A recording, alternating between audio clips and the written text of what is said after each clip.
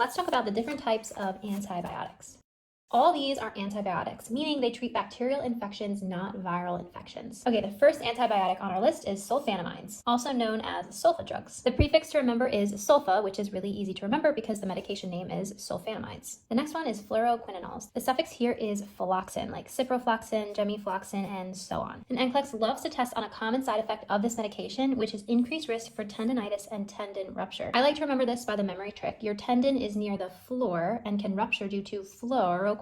Okay, next is penicillin. The suffix is -cillin, like penicillin, amoxicillin, ampicillin, and so forth. This is really important to know that there's a cross sensitivity between penicillin and cephalosporins. So you want to ask about an allergy to penicillin or cephalosporins before administering both of these medications, because a client allergic to penicillin may also be allergic to cephalosporins and vice versa. Another thing to note about penicillin is it may make oral contraceptives ineffective. I like to remember this by thinking penicillin bumps the pill. So you want to educate your patient to use additional contraceptives. Next up is cephalosporins. The main thing to remember here is, again, that cross-sensitivity between penicillin and cephalosporins. The suffix here is ceph, which is easy to remember because of cephalosporins. The next antibiotic here is tetracyclines. The suffix for this is cycline, like tetracycline, doxycycline, and so forth. Tetracyclines, think toxic to the developing fetus. These are teratogenic drugs, so you do not want to give to those who are pregnant or could be pregnant. Another thing about this medication is it causes tooth discoloration. You can remember this by thinking tetra, think teeth. So you don't want to give this to children younger than 9 because they're still developing their teeth. Last but not least is aminoglycosides. I remember these by thinking aminoglycosides are a mean antibiotic because they have very harmful side effects. They are known to cause nephrotoxicity, meaning that they hurt the kidneys, ototoxicity, meaning they hurt the ears, and neurotoxicity, meaning they can hurt the brain.